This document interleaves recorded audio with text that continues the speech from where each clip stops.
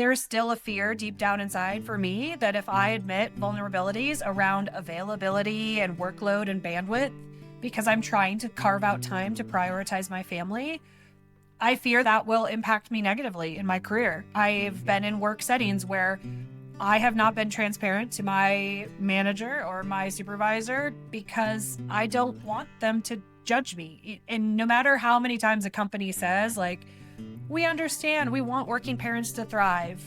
Does your 20-something non-parent male manager really understand what it's like to have an absolute no-go from 8 to 8:30 because you're driving your kids to daycare?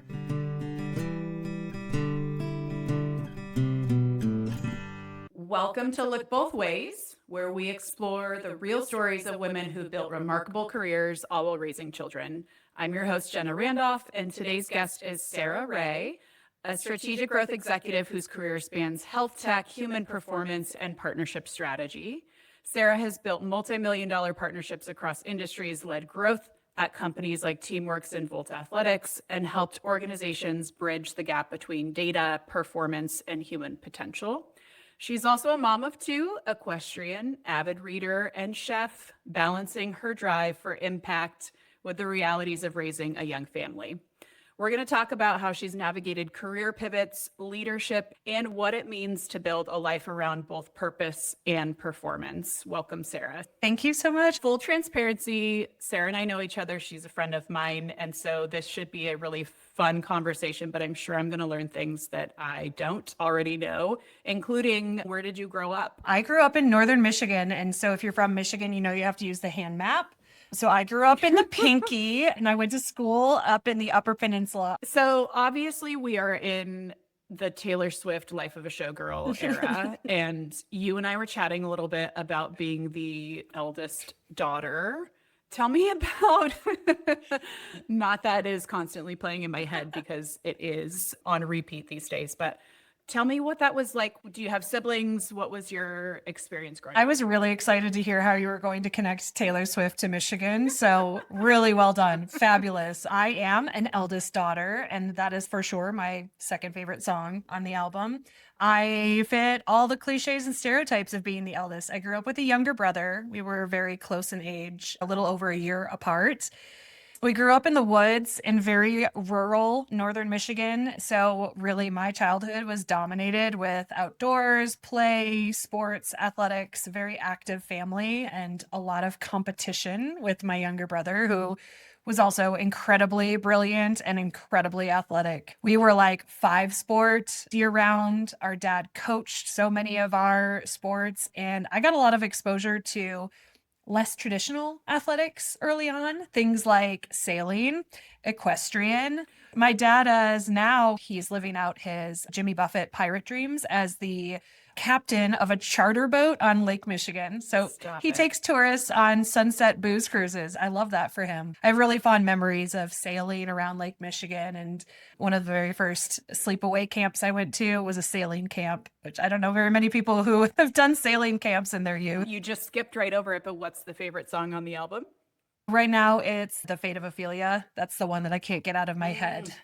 I do feel like the beginning of the album, she comes out hot. What did being an athlete kind of shape your identity and how you handle discipline and pressure and goals? What's the DNA of Sarah as a young athlete learning how life works? Yeah, that's a great question, and much easier to answer now that I'm several decades removed from youth athletics. I think it was something I struggled with through my 20s because I ended up going to college as an athlete. I actually did 2 sports. I was on the cheerleading team and I ran track and field.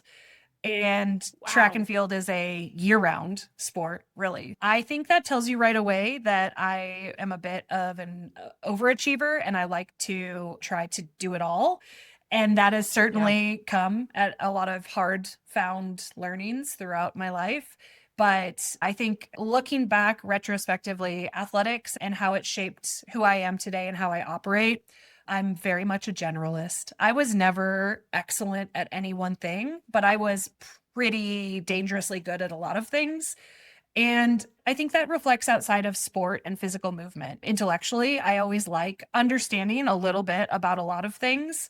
that's shaped Yeah. my career path. It makes sense when you look at the breadcrumbs of my career. They might not make sense without the context, but I've really just been drawn to different parts of different jobs, and that's pulled my career in different directions. So, certainly not linear in any shape or form. Not many of our journeys are linear, but mine is especially zigzaggy. The other part of athletics that I'm incredibly grateful for, that I think has really impacted who I am, is my leadership and teamwork Mm. capabilities. I've always been comfortable being the one to make a decision, but I've never made those decisions in silos. I've always looked to my teammates, and whether that's my colleagues, my peers, my direct managers, I'm always looking for the team's vision, the team's agreement. I never want to be the one calling the shots in isolation. I love being collaborative. I love working with others.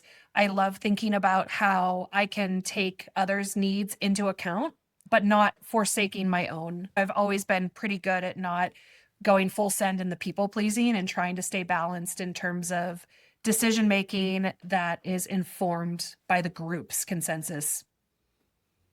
I love that. I was asked in an interview what my leadership style was. And I think that the question was like, they wanted me to say, are you an authoritarian leader? Are you a diplomat? And it was fitness SaaS company a long time ago. What I said was, I lead like a center midfielder, meaning I am happy to be the captain. I'll take the free kicks. I'll take the corner kicks. I will orchestrate the offense and orchestrate the defense. I will make sure that the other leaders on the field know where their weak spots are and where the threat is coming. And the HR person, clearly not an athlete, looked at me like I was a freaking idiot. And I did not get that job. For anybody who understands athletics and understands sport, I do feel like we as a family over index on sports. Both of my kids play 4 different sports, which I got the soccer mom car. I'm living the life.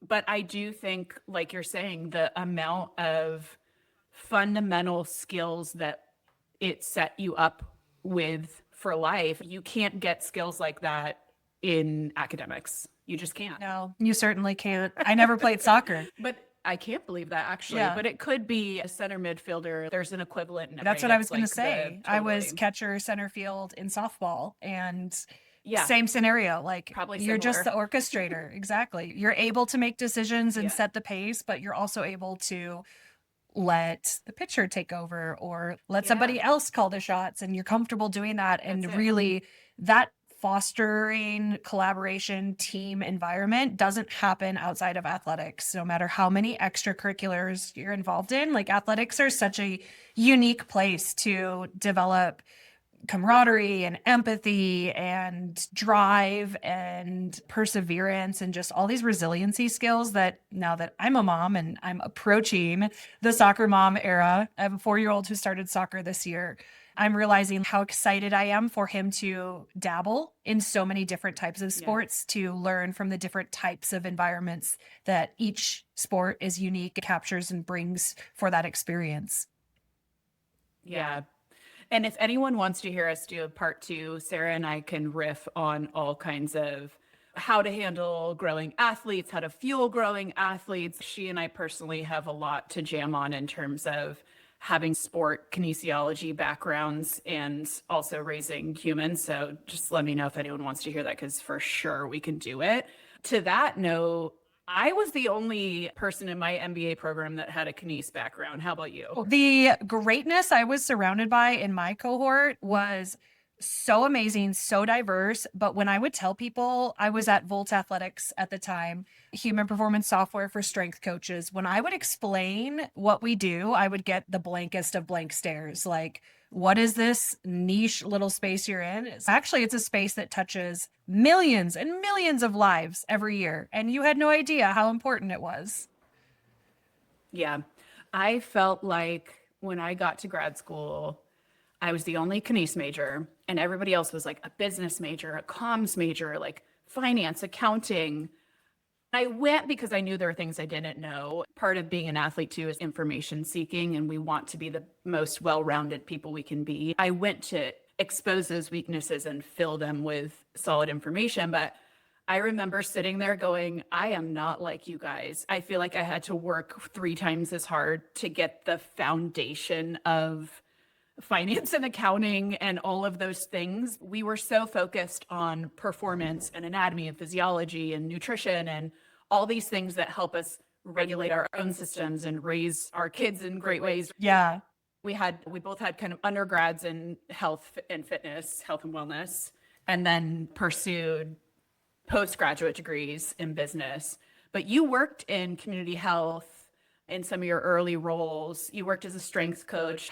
What's the career spark for you? How did it start? Multi-sport athlete in college. What next? Yeah. Here's where we start zigging and zagging. And we'll come back to how overwhelmed I was in my MBA program because I did mine much later in life than I think you did yours. I've got a very different perspective in how I got there and how I got through it. But originally started in public health as a health educator. I, like many people in athletics and health and fitness and kinesiology, I really cared about helping people improve their health outcomes, and health education was an easy place to start.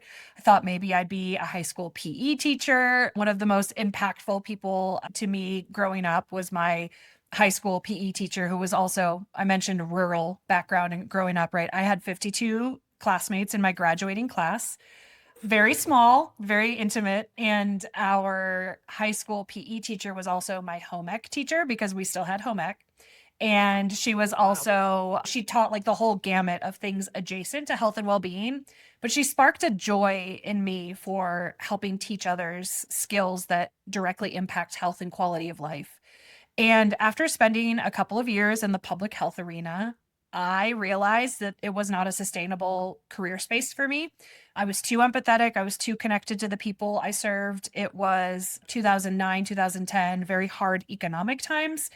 So to me, stepping in as a 24-year-old, talking to grown adults who are struggling with daily life, managing finances in a much more significant way, and they're there seeking health resources to just cover the basics. And I knew that I couldn't stay if I wanted to keep my sanity and my joy for health and well-being.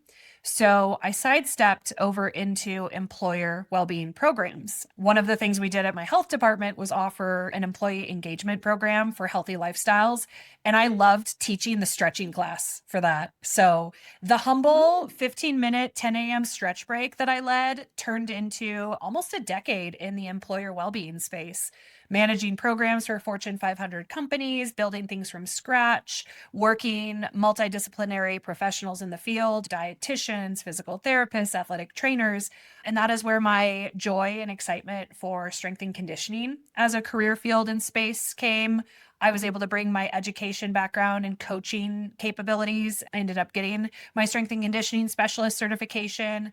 And while I was working full time, I was also coaching classes on the side in various settings, usually Olympic weightlifting. So I was in a lot of CrossFit gyms teaching the clean, teaching the snatch to adults and youth athletes. And that was my side hustle through my 20s and early 30s while I was growing this career in employer well-being. I love it. If anyone has not seen Sarah's professional certificates, it is quite impressive. As you're establishing, older people and younger people are looking to you as the expert in your field. What did that feel like? How did you figure out how to show up in a way where you felt like you could be teaching with confidence? You just uncovered exactly why I have this laundry list of certifications. I was so passionate about helping people and really understanding the why behind what they're doing and making it connect for them. One of my favorite coaching principles is uncovering the why through the why chain. Let's use it in that personal trainer scenario. So I come to you and I say, I want to hire you. And you say, why? Well, I'd like to lose 10 pounds. Okay. Why? Because I have an event that I'm getting ready for. Why? You keep going one layer deeper to uncover their true motivation. It feels like something your 4-year-old might do. Keep You know, going. the Yes. parallels of coaching and parenting are so strong. But yes, like Yep. making what I'm saying relevant to you personally, not just globally, not just generically, not just spewing off facts, but saying, Jenna, how can I help this concept make sense to you? And why should you care about doing XYZ, whatever it might be? I Yeah. was so passionate about that part of coaching and connecting with people. And when I would get hit with a question that I didn't have the answer to, I would say, I'm not sure. Let me go find out. And then I'd fall down a rabbit hole. And the next thing I know, I've got a certification in it. So the growth mindset, attitude of curiosity for me has always been what has driven my generalist capabilities. I like knowing enough to be dangerous. I am very self aware that there are blind spots. There are things that I can still improve on. There are areas I don't have answers, but I'm constantly seeking those answers out or aligning myself with people who have the answers so I can learn from their greatness. One of my favorite quotes, and I think like anytime I've been asked, what's your motto or what's your defining quote, I always come back to this one. It's an Isaac Newton quote. And I'm going to paraphrase it here. For me, it's everything I know is for standing on the shoulders of giants. And I feel like I've embraced that in every aspect of my life, that I wouldn't be able to see as far as I can or know as much as I do without being aligned and associated with great minds and great thinkers and great people. I think that has certainly influenced my career path. I've sought organizations and companies and roles that are impactful to the end user and also being done in a space where I'm surrounded by teammates that I respect and are doing good work and are pleasures to work alongside and learn from, like our time shared together when we were so lucky to collaborate professionally. But I think that idea as a coach makes you so relatable and trustworthy that Yeah. you never take for granted your knowledge. You never assign meaning to your client or to the person that you're coaching. You let them guide the story and you're just there to provide the tools. And I'm so grateful for the years I spent in the coaching trenches because as I look now, 10, 15 years later in my professional life, a lot of the work I do is in partnerships, growth, sales, and you can't help solve problems if all you're caring about is your priority of make company money. That's the nice side Yeah. effect of solving the problem. And you need to understand who you're talking to. What does that problem look like for them? Don't make assumptions that it looks similar to other people in similar scenarios. Every unique person has different things that speak to them. I found myself applying that even more so now in parenthood of using that empathy and the understanding of why and helping teach my little boys empathy. Not the 1 year old. He's too small to really get it yet, but my 4 year old for sure. It's starting to blossom and it's so exciting to see him modeling those digging for the why behaviors. It makes me feel like I'm at least doing something marginally right. Yes, I know that feeling. So you said something, Sarah, that I'm going to just pressure test a little bit because it seems like both in when you're describing your college sports and in describing your career as a generalist, which I too identify as a generalist, it almost seems like there's a flavor of I was not an expert at one, therefore I am good at some. And I'm going to challenge that a little bit because I think if you can play college sports and play two sports, you're exceptional at two things. And I feel like in our traditional workplace mindset, you have the specialist and you have the generalist. And the specialist, I'm a marketing leader. So in my world is you're a marketing coordinator and then you're a marketing manager and then you're a senior marketing manager and then you make your way to VP and eventually CMO. My career didn't look like that. My career was project management and operations and resource management because I was curious and I wanted to know the other related aspects of the job that I was doing. And some would say that makes the job I do more comprehensive and more thoughtful and more thorough.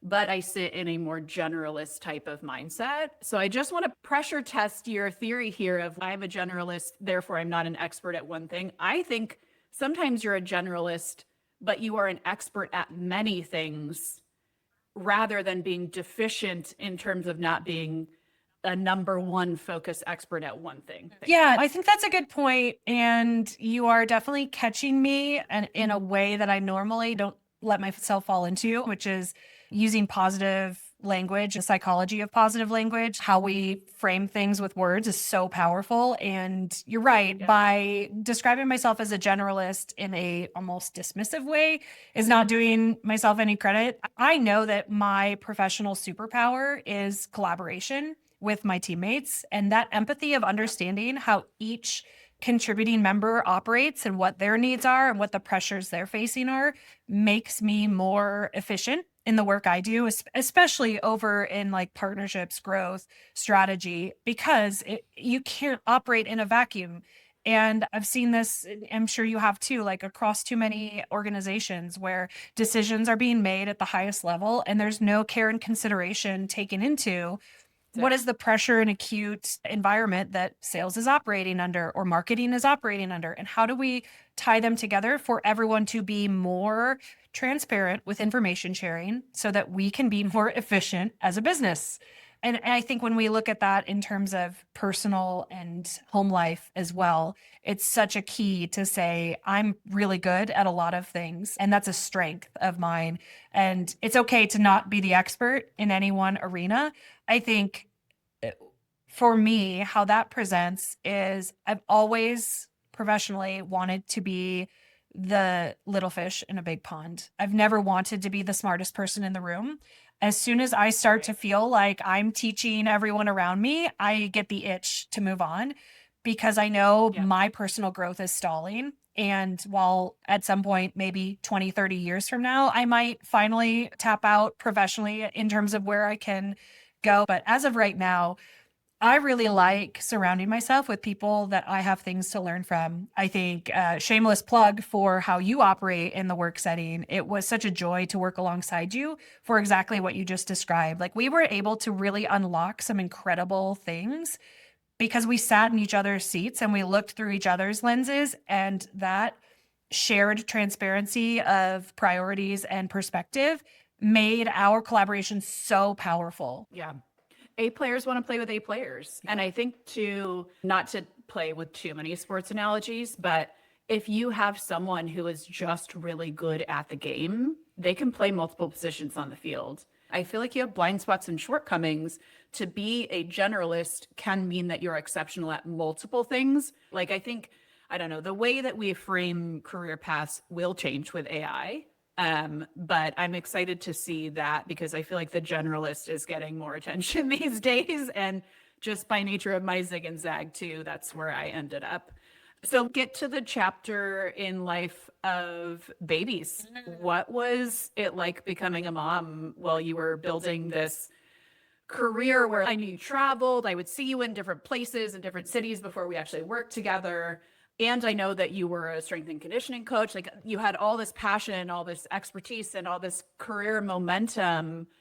And then you became a mom. Yeah. Tell me about that.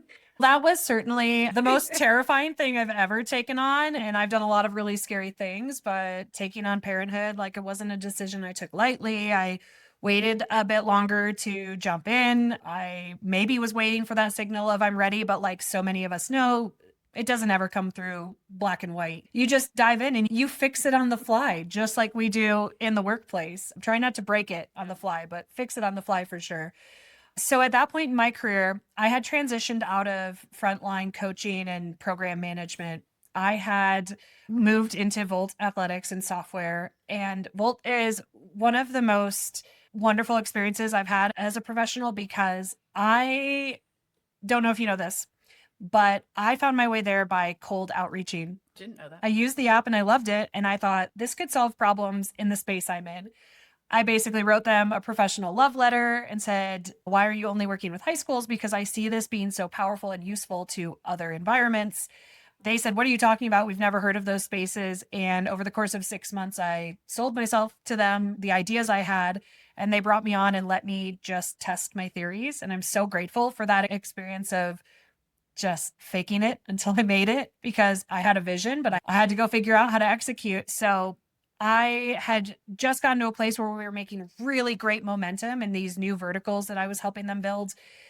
And I'm pregnant. It's a startup environment. So how do I set boundaries about taking the time and space I need after birth? And then once I'm back in action and running again, how do I balance it all? Because my days were very much like 6:30 a.m. to 8:30 p.m. Like we were working with international stakeholders and I was traveling at least once a month. So it was really scary to dive into, but I'm so grateful that I did, obviously. And I learned a lot of things along the way.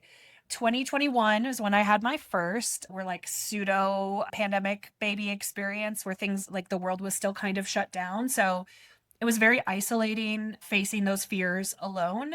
And I'll be very candid. I had really bad PPA, so postpartum anxiety.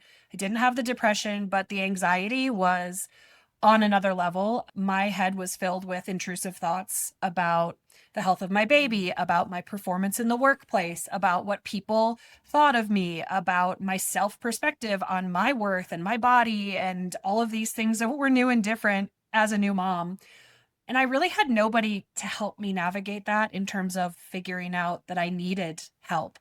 I'm very lucky that I managed to resolve and get through that period and come out on the other end. And I know a lot of women aren't that lucky and aren't in environments. So I think it's a passion area of mine now of helping normalize the difficulty of transitioning identities and the difficulty of having to balance it with your work obligations and still feel fulfilled on both sides of the coin. Yeah, that transition is just so challenging. And there's different factors, right? Even with our most ideal benefits and perks, it is just still something that you can never prepare yourself for. You have talked to me Definitely. a little bit about dual imposter syndrome. And to me, it always felt like there wasn't enough of me to go around. And I think you articulated that a little bit differently. What did that feel like to you? Yeah, I think imposter syndrome is just something I've come to accept will always be a part of my lived experience. And I don't say that negatively. I think it's helped me in a lot of ways, like my laundry list of credentials and certifications. Did I go seek out all of that additional learning and those certifications because I felt like I didn't belong where I was and I wanted to validate that with credentials? Or was I in all of these programs out of the curiosity mindset and growth mindset and akin to my experience in my MBA cohort, where I was surrounded by founders, CEOs, COOs, all types of really impressive background individuals. And suddenly I'm like, what am I doing here? I don't belong. One of these things is Yeah. not like the others. I have learned to embrace imposter syndrome as a power to help me and to help me articulate what is the fear I'm actually feeling. Do I feel unprepared? Mm, How do I better prepare myself? Do I feel uneducated? How do I go educate myself on this? It's like straight from a parenting handbook of like, name the feeling. As soon as you give the feeling a name, the feeling doesn't have power over you anymore. And as a mom of a toddler, I can say super helpful. If we're having a big yeah. meltdown and crying, I'm asking, what are you feeling? And I'm scared, I'm frustrated, I'm angry. What are you angry about? Getting to that name the feeling piece has helped me navigate professionally. It's helped me help my kids navigate big feelings.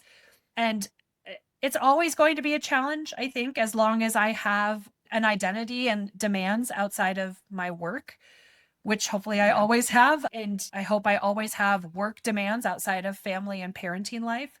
I think it's less about minimizing the challenge of those pains and more about the coping and how do we productively handle the discomfort.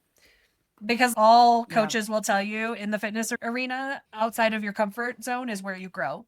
So we shouldn't avoid discomfort, but we should learn how to manage that discomfort in a productive way. I love that, Sarah, because I think the imposter syndrome is built into being, I don't know, a female, maybe it's a millennial thing.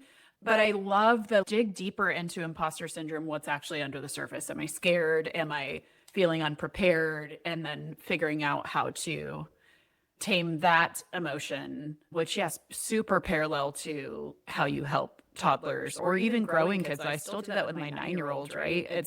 He went to camp last week and I gave him skited in his vocabulary so he could know that like he could be scared and excited in the same breath and that was okay. I love that tool. So tell me about a term that I haven't heard before, but you have brought up, joy-based delegation. Yes, it is a crux of how I operate in every environment and setting. When I was in my 20s as a highly competitive athlete, I was competing in CrossFit and weightlifting. I was training with a team, and the type of training dedication that as a grown adult, I can't wrap my mind around anymore. We would meet at 4 a.m. every single day. Oof. We would train for 2 to 3 hours every single day. And then we'd all go to our full-time jobs and we would compete on the weekends. We would travel. It was a really amazing time in my life where I bonded very tightly with my teammates. And I became known in our training circle as Sarah Joy Sunshine. And I think joy is just something that I've always wanted to associate myself with. So in this scenario, it was that I always find the sunny side in every situation. I've learned sometimes that that's not the most positive reaction. Sometimes people don't want to hear the sunny side of things or hear why the glass is half full. So I've learned how to tone that down a little bit, but I do still think Nice. that joy is such an important part of our life and our experience. Like, if you're doing something that doesn't bring you joy, why? Why are you spending your very limited, finite resource of time on a thing that brings you no joy? And so, joy based delegation is a concept that was inspired upon a podcast I listened to back in 2017. It was called Barbell Shrugged, and it was about the business of fitness and gym ownership. And they did an interview with a gym owner who talked about how gym owners needed to think more tactically about where they spend their time. When you're the owner of a small business or a gym, you only have so much time, you only have so much energy. Most gym owners spend 90% of their energy on 20% of workplace demands because they're spending too much time on the things that bring them no joy. And that means higher energy output. It's something they dread. It's something they're not skilled at. It's something they don't like to do. So as soon as you figure out how to delegate or outsource the tasks that bring you no joy, you can get better at the things that bring you life and bring you presence and make you excited to get out of bed every morning. So joy-based delegation for me in the workplace looks like, how do I take the menial tasks of my day to day and outsource them? Is it being honest about my strengths and weaknesses and working with the people that I'm sitting alongside so that we can partner? Most of the time for me, it's looked like outsourcing or delegating to teammates, because almost always you will find a teammate who loves to do the things you hate.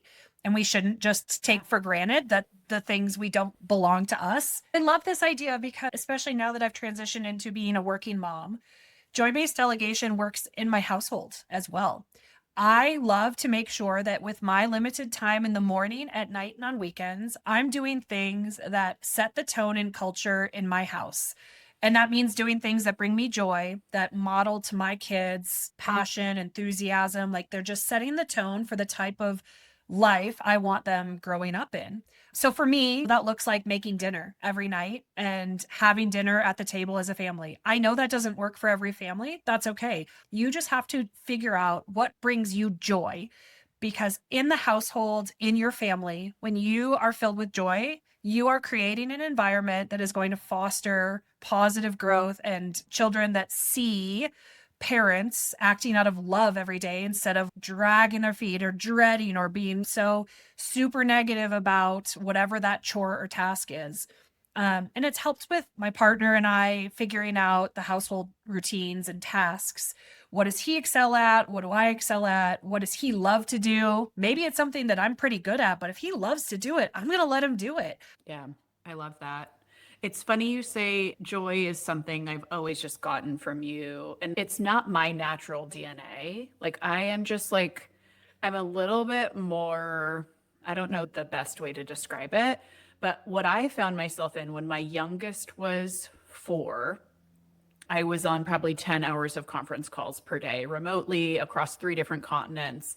And I was very drained. I felt myself seeking out joy.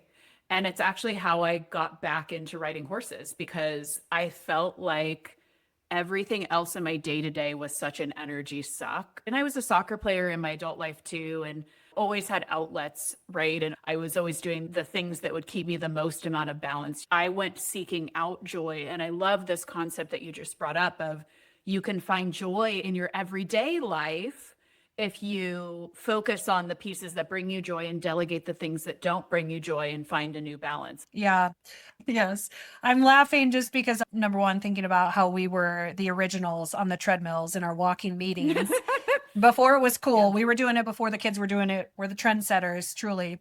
But also tied to this concept of joy-based delegation. And again, like embracing the things that make you happy and excited. It's so universal and applicable to your career, to your everyday at work, to your family life. One example of how it shows up in motherhood for me is I have a 4-year-old and a 1-year-old. So I see so much content about creating toy rotation baskets and making interactive activities for them to foster learning. And at age 4, I'm starting to think about how much of the alphabet does he really need to know before he goes to school, because he's in a daycare, not a preschool program. There's a lot of pressure that I'm putting on myself to show up in those ways. But also, that doesn't bring me joy. Like setting up toy rotation baskets and like following chore schedules and all of these structured learning things do not bring me joy. I have found that I am okay with letting go of the heroics of being the do everything mom and instead exposing them to the things that bring me joy because it trickles down. Horses is a great example. No, we're not doing formal alphabet lessons on Saturday mornings, but are we going to the barn and mucking a stall out and exposing them to the Yes. animals and getting to see the horses? My 4-year-old can tell you how to tack up a horse. He might not know all of the ABCs, but he could tell you the name of the girth and he knows what a hock is and a muzzle. And I feel like that's just as valuable. And he hopefully will have really fond memories growing up of that type of adjacent learning versus the formal stuff that we get so much outside noise and pressure on how to make your kids the smartest and set them up for success and do XYZ. But no family is the same and no person is the same. As a mom, I think it's more important than ever in your life to figure out, what do you like to do? Like, what brings you joy in life outside of the job of motherhood and your job if you are in the workplace? And what makes you? Because the more your kids get to see and know the authentic you, I think Yeah. I hope, at least, I don't know. I'm only 4 years in, right, to the motherhood thing, but I hope that means that for them it will impact how they develop, what they spend time on, how they make friendships, where their interests grow from, ways that formal ABC lessons will never teach them. Yeah, the brilliant kindergarten teachers will definitely cover those ABCs, Sarah, and you're absolutely right. The lessons that horses teach you, right? Like just being able to control and hone your kind of emotional stability around these very overly intelligent, sensitive creatures that can kill you in a stomp if they wanted to.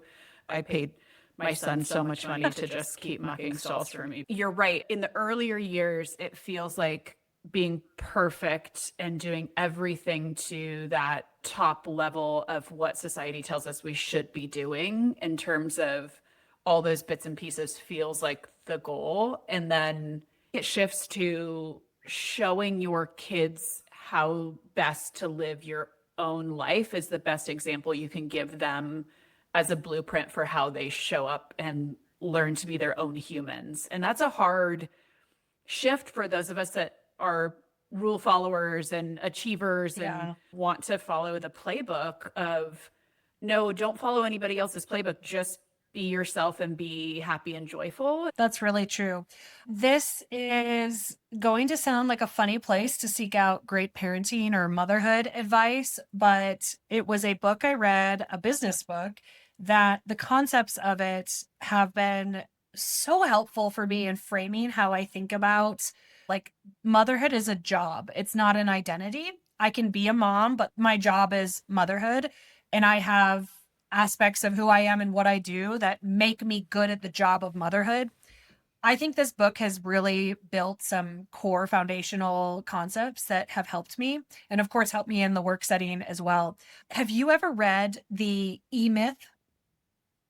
Revisited the E-Myth Revisited. That's Yep. the one. I actually read it before I got my MBA, and it was a catalyst for why I went to go get my MBA. I never really thought I wanted to be that far down the rabbit hole of business administration, But I realized after reading this book that working in human performance, working in fitness, helping solve problems that impact health outcomes, I had to understand business and I had to Yeah. go far enough upstream to see the bigger picture. The part of the book that I think is so amazing and helpful, and if you haven't read it, it's like a must, I think, for anybody in any career field, because he breaks down, there's essentially three role types. There's an entrepreneur, and the entrepreneur is responsible for vision and strategy. There's the manager, and the manager sets the systems and does the planning. And then there's technicians, the individuals doing the actual work. And it is so important to keep those three categories clear, but to feed all of them, especially in a setting like motherhood where you are the only employee. I am both entrepreneur, manager, and technician. And I see this in a lot of my friends who are working moms. They get very stuck in the technician space, making lunches, doing laundry, driving to and from activities. And those are all essential roles. But those are places Yeah. that if they don't bring you joy, outsource them. Maybe the things like in the manager role, systems and planning. So setting the schedule, coordinating the signups for the sports, figuring out the logistics of who's taking what where, finding the Yeah. things that bring you joy. The area of motherhood that we are most likely to neglect is the entrepreneur space. Setting the vision and setting the strategy, like being the entrepreneur of your household and saying, what do I want the culture of growing up in our house to look like? What do I want my kids to remember about their experience growing up? And how do I back into that, right? Like, how do I reverse engineer a childhood for them that embodies all of those things? And so, like I mentioned, that's been very helpful in my professional life, like being able to address all three aspects of work. And every job I've ever done has required a little bit of all three categories. It's certainly helped me right now as I'm in the mix of looking for what's next in my career, thinking about what do I want to do more of and where do I want to pour a little bit less into that cup. But Yeah. applying those concepts to the home, I think, is such an underrated concept. So, who knew a book about managing a small business could be so impactful to the way you efficiently coordinate the household as a parent? I love that. I've never thought about the parallels of the E-Myth to how you manage a household. That's just absolutely brilliant. That's going to change my brain on that one. So we know that balancing things at home, balancing things at work, boundaries get super blurry, right? What do healthy boundaries look like for you? How do you manage the balance and the boundaries? Yeah, it's a great question. Boundaries are a thing that evolve as you evolve and your life circumstances change. I think boundaries are maybe the trickiest thing to navigate in being a working parent because there's still a fear deep down inside for me that if I admit vulnerabilities around availability and workload and bandwidth, because I'm trying to carve out time to prioritize my family, I fear that will impact me negatively in my career. I've Yeah. been in work settings where I have not been transparent to my manager or my supervisor because I don't want them to judge me. And no matter how many times a company says, like, we understand, we want working parents to thrive. Does your 20 something non parent male manager really understand what it's like to have an absolute no go from 8 to 8:30 because you're driving your kids to daycare? So I think we will just always have that little bit of fear deep down inside. And if somebody out there is working someplace where that fear is like absolutely alleviated and they are full on, like full send transparency, embracing the chaos of having life outside of work and accepting that, let us know because that sounds like an amazing place Yeah. to be. But the reality is, we've got kids that do extracurriculars, we have personal hobbies, we have health and well being routines that we're looking to maintain to keep ourselves in it for the long run. And we will always have to balance boundaries in terms of what information you share, when you're available, how you're available, and just setting the norm around that. So my long answer is I don't know. All I can say is what I've navigated has been through some hard learned lessons. This was a story that I shared with you a while back when we were chatting. After the birth of my first, I'd been home for 4 days. So I don't know, 6 days postpartum. And I was taking a conference call on the couch with my newborn right there with me. We're navigating the messy reality of nursing and figuring out like how to dress them so they don't freeze in the winter in Seattle, and just like all the stress that comes with having a newborn. Like, oh my gosh, are they still breathing? I'm on a conference call. Like, I'm off camera and I'm apologizing for being off camera 6 days postpartum. Like, what was I doing? I had no boundaries. I was like, absolutely, I will show up, because I felt so much pressure to perform and to be there for my team in a way that helped them and that didn't put undue pressure on them to pick up where I left off. And compare that to my second experience postpartum, where I went 3 months. I checked my email twice. That was it. I checked in on Slack once. And I took those 3 months to absolutely soak in. I was so grateful that I had 12 weeks of paid leave. I was so grateful that I got 3 full months to dedicate to my new little guy. And I just am so sad for round one, Sarah, that I didn't Yeah. take that time, or I didn't accept that it was okay to do that. And that if somebody had questions, they were going to have to figure it out without me. And I think it's because the first time around, it was dealing with that fear of I'm replaceable and they're going to figure it out once I'm out of office. Turns out you're not. All of us bring skill sets that are critical. And even if somebody can do the technical part of your job, they shouldn't have to. That's why you were hired. And if the company really doesn't see you bringing that value while you're gone, you didn't want to be there anyways, right? That means that the work and the unique experiences you brought weren't being valued. So, second time around, I was at peace with that, of like, hey, if on leave they decide they didn't need me, Yeah. great. I'm going to take my skills and my hard earned lessons somewhere else where they will value me, and they'll miss me while I'm gone for a month, if I'm ever out for a month at a time. I think, especially in the health and fitness space, like health and fitness is not a very classic 9 to 5 arena. It's early mornings, it's late nights, it's weekends, it's international, and it's always going to be a balancing act of being responsive without being permissive and letting people establish priority over your schedule. A phrase I say in my household often, because my husband also works in health and fitness, but I tell him all the time, we're not saving lives. Like, that email is going to be there tomorrow morning and nothing catastrophic will have happened.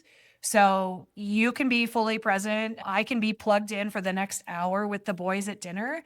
And when they're in bed, if you really need to get to it, you can do it then. But I have a feeling if you do it tomorrow at 8:30 a.m., the outcome's going to be the same. Like, you're not accomplishing anything by getting it in at 5:30 p.m. outside those working hours. So being respectful, not letting emails die in my inbox, but also not forsaking the very precious family time I have. It's a balancing act, but it will be one that I continue to work on and navigate as I go.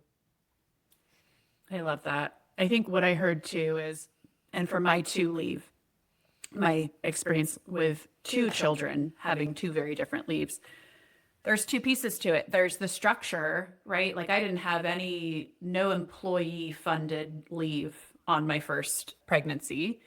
And my second one, I had 5 months, like nearly fully paid. It was French owned company. Thank you, Publicis. I stayed a long time because you were good to me. But I think there's the structure of what is the leave that you're actually being given? What are the circumstances? What can I afford to do? And then there's the way that you show up. And same thing for me. First leave, like, I was checking email. I was just so afraid of what would happen while I was gone for those. I think it was 12 weeks for me. And I went back way before I was mentally prepared to go back. And second leave for those 5 months, it was like, wow, what a gift this is. Now, when I was gone, the company had changed names and I had a different role, and everything in terms of a tornado at work that could changed. But for me, my stance was different. So I feel like there's the structural pieces, which the employers that are actually offering decent leaves to women, you will retain good talent of that hand. And then there's the way we are able to show up, which I don't know if anybody's able to unplug on their first leave. Let us know, because clearly Sarah and I both were not able to actually unplug. But Yeah. so Let's talk about the seasons of life. And you're in a season of impermanence right now and in looking for what's next for you professionally. I honestly am in a similar season trying to figure out what I want to do next career wise as well while I get to build this really cool passion project. How do you navigate through these tough stretches of seasonality and impermanence? Yeah. I love the attitude of impermanence. It's gotten me through a lot of really hard times. Maybe it's just that inner piece of me that's always looking for the sunshine, but this too shall pass is always a motto I've leaned back on. When I was prepping to become a parent for the first time, the most helpful thing told to me, and now I pay it forward by telling every first time mom, use this as you wish. The days are so long, but the years are so short. And that reminder that everything is temporary has been so helpful with parenting. It's been so helpful now in this era of figuring out what's next with a career. For the first time in my career, I was impacted by layoffs. I've never had downtime between roles. I've never had to go out as a job seeker. I've just found what's next or been taken along to the next role. And at first, it was very scary and overwhelming. You hear a lot about what the job market is like right now for job seekers. And it's very easy to feel like there's no way out or that it's a permanent state. But the reality is, it's just temporary. And even if it is a hard job market to look in right now, that too is temporary. It's just a helpful framing for me. It's what works for me to remind myself that the hard times never last forever. And you just have to find the ways to get through it. Going back to some of my other skills of naming why am I scared or what's making me uncomfortable? What's the deep rooted fear? How can I protect against that? And how do I set myself up a success plan that means I'm not accepting a role out of panic for fear of not bringing income in for the family? There are other ways that I can find income streams that don't require me to commit my time to a business doing a role that doesn't excite me. I just don't think many of us are at a place, if we are parents, our time is too precious and limited to devote energy and to give our word to a company and say, I'm going to do this job for you. If it's not what I'm going to do long term, it's just not fair to yourself. It's not fair to the business that is taking you on. I have come to peace about what I want and where I want to be. And that has played well in my home life as well. Like thinking about back to what do we want to be spending our time on? What are activities that matter to us long term?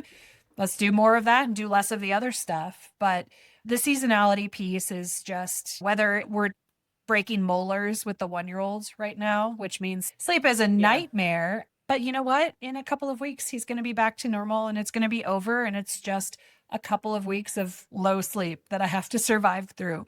Perspective. It works for me. Okay, I needed you like 10 years ago because I did not have that.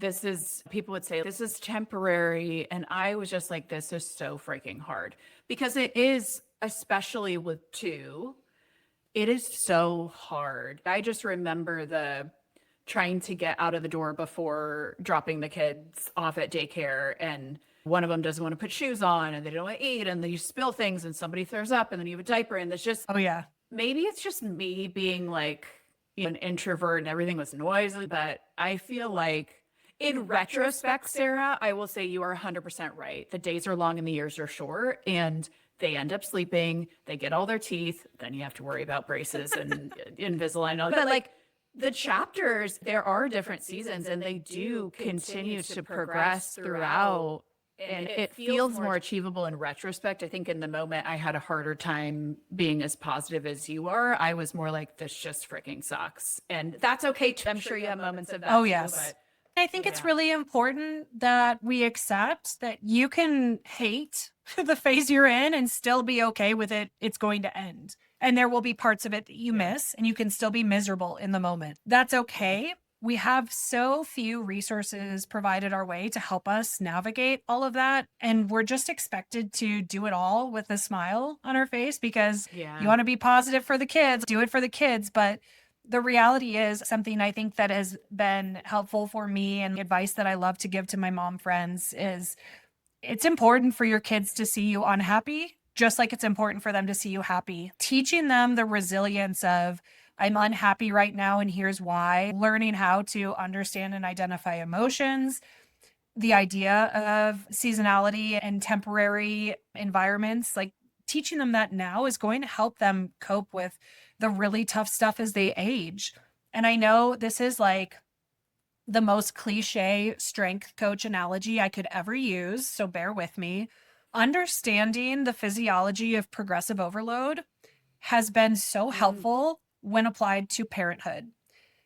For those of you listening who don't know the principle of progressive overload, the only way to improve your strength or your performance and outcomes is that every week or day or however you're structuring your program, it needs to be marginally harder. It shouldn't be so hard that it crushes you. That means you took on too much, you threw on too many plates onto the barbell all at once. But it should be marginally harder week over week. That is how you progress. You slowly overload your system and it adapts. And I think parenthood is very similar. Everything feels so hard, but next year it really is harder. It just doesn't feel harder because you've been slowly building towards that. For those of you on the fence about having a second or prepping for a second, and maybe you've heard the stories of 1 to 2 was so much harder than 0 to 1. I personally disagree. I think 0 to 1 rocked my world, and 1 to 2, I looked back and I was like, how did I ever think having a newborn was hard? This is so easy. They just lay there and sleep all day. Are you kidding me? Meanwhile, my 3-year-old is jumping off the couch and onto the wood floors. Like, that's hard. But I know when he's 7 and we're dealing with other problems that come with being 7, 8, 9, thinking about him at 4 is going to be like, how easy was it when he was a toddler? He was so fun. He loved to be around me all the time. Every year it gets slightly harder and you just get stronger. You get better at it. And that has always been something that has reassured me in those moments of, this is freaking hard. Hey, you know what? In a year, this is going to feel easy. I love that. I always use the length tension relationship. Yeah. And how I think about like how much work is the right amount of work to actually get your best output. Yeah. And I feel like you're one of the only people that would appreciate that analogy. Hey. I have one more question before we close out because we could talk for hours on end. And I feel like we should do a part 2. I think we should. I'm getting a lot of questions from friends about sport specialization and where should we get them lifting weights, or should we get them lifting weights? And do they need carbs? What about healthy fats? Okay. Health and fitness performance for well-rounded young children. 100%. Yeah. I have one closing question for you. If you were to describe your journey of ambition and motherhood in 3 words, what would those be? That is such a great question and so hard. Persistence, positivity, collaboration, because you truly cannot do it on your own. Everywhere you are, anywhere you are, there is a community if you can seek it out. And it might require some digging and exploration to find your community, but none of us can do this alone and feel fulfilled. And it is okay to need the support of a community, whatever that community looks like for you. I super appreciate you and just such good pieces of wisdom here. Thank you everyone for listening to Look Both Ways. If Sarah's story resonated with you, share this episode, leave a review, subscribe for more conversations about ambition, resilience, and motherhood. I am Jenna Randolph. Thanks for listening and join me next time.